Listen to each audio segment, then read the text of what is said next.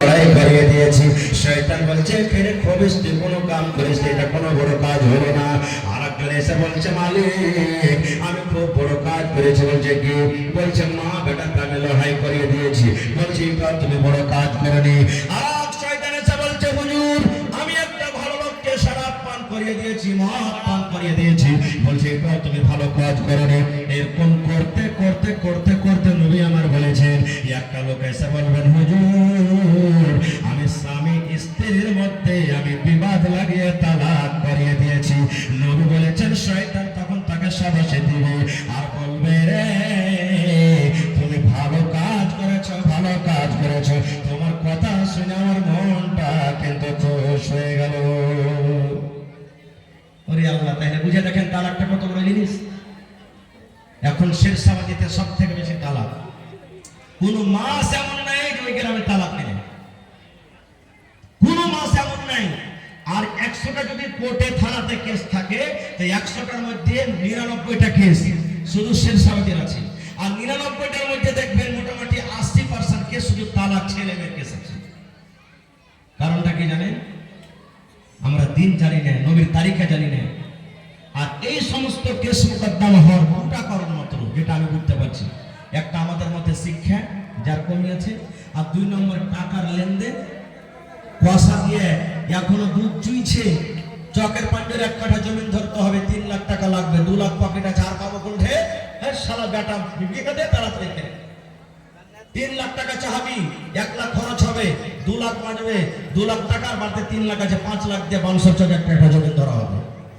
এই দেখেন ওই রিস্কটা টিকলো না, চললো না। 6 মাস বছর হলো, বেটি ছেলে বলছে মা আমি বাড়িতে থাকতে পারবো না। কেন পারবি না? বলছে তার লাখ ফুটা চুইছে, সব সড়ক করছে, মুখ বন্ধাইছে।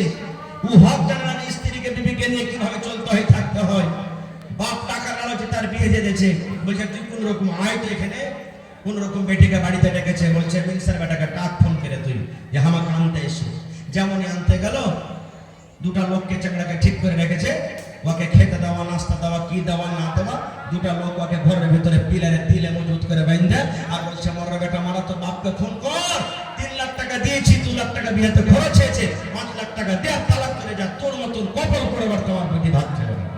বুঝছে না? হইলে সুবহানাল্লাহ। কিন্তু আজকে আমরা মুসলমান তালাকটাকে আম মনে করে নিয়েছি। এখন তালাকটা এমন জিনিস এসেছে যে কে সত্য আছে কে মিথ্যা আছে আমরা দেখা দেখি করি না।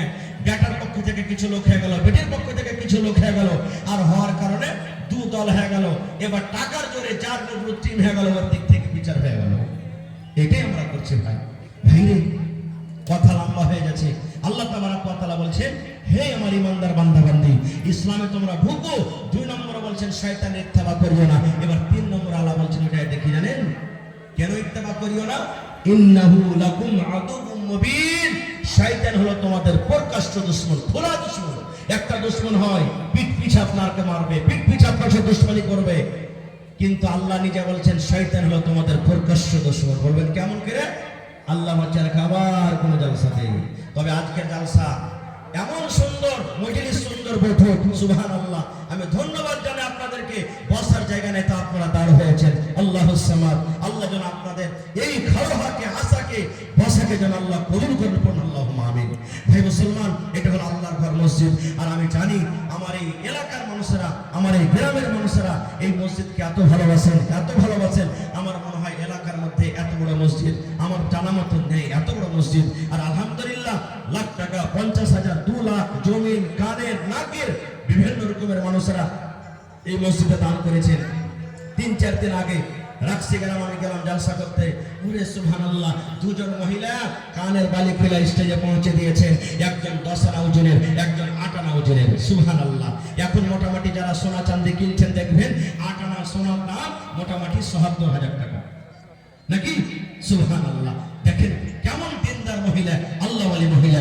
আল্লাহ রাসূল বলেছেন মান বানা লিল্লাহি মসজিদান বানাল্লাহু লাহু বাইতান ফিল জান্নাহ। হে দুনিয়ার মানুষ, হে আমার উম্মতেরা শোনো, তুমি বড় বড় বাড়ি বানাইছো, বড় বড় ঘর বানাইছো, রাজস্থান থেকে তুমি পাথর নিয়ে এসে তুমি পাথর তোমার বাড়িতে টাইলস লাগালছো, পাথর লাগালছো।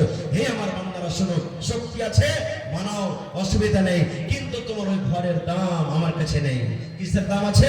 যদি আল্লাহ তাবারক ওয়া তাআলাকে রাজি করার জন্য রাসূল বলেছেন এখানটা ঘর মসজিদ বানাতে পারো, আল্লাহ তাবারক ওয়া তাআলা রাসূল বলছেন আল্লাহ তাআলা আপনার জন্য জান্নাতের ভিতরে এখানটা ঘর বানিয়ে দিবেন। বলবেন হাজী মাওলানা এখানটা মসজিদে 1 কোটি টাকা খরচ হয়ে গেল, আমি পারবো 1 লাখ, পারবো 50,000, পারবো 1000, পারবো 100, তাহলে আমার জন্য কি হবে? একটা হাদিস এসেছে রাসূল বলেছেন পাখি যা আছে পাখির বাসার সমান যদি ঘর আপনি তৈরি করতে পারেন আল্লাহ তাআলা আপনার জন্য জান্নাতে এখানটা ঘর বানাবেন। হাদিসটার উদ্দেশ্য হলো নবী এই কথা বলতে চাইছেন তোমার যতই ছোট দান হোক আপনার নিয়ত যদি খালিস থেকে আল্লাহকে রাজি করার জন্য এখানটা ইটের টাকা যদি আপনি দিয়ে যান আর আল্লাহ তাবারক ওয়া তাআলা যদি আপনার ওই ইটে রাজি হয়ে যায় ইনশাআল্লাহ আপনার জন্য জান্নাতের ভিতরে এখানটা ঘর বনে যাবে। তো ভাই আমার মসজিদের কাজ মোটামুটি শেষের উপরে আছে। দেখি আজকে মজলিসের মধ্যে কোন আমার নওজওয়ান আছেন 1 লক্ষ টাকা দিতে পারবেন? একটা লোক। কোন আমার নওজওয়ান বুড়া বুজুর্গ আছেন 50,000 টাকা দিতে পারবেন? আমি 10টা কলম দেখতে চাই 20,000 20,000 10,000 করে, এবং 20টা কলম আমি দেখতে চাই 5,000 5,000 করে। কমিটির লোককে বলবো মাথালাকে পেন্ডালের চাদর দিয়ে দেন আপনারা। আহা ভাইরালি থেকে আবুল ঠিকাদার সাহেব 5,500 চলে গেছেন নাকি? আবুল ভাই চলে গেছেন?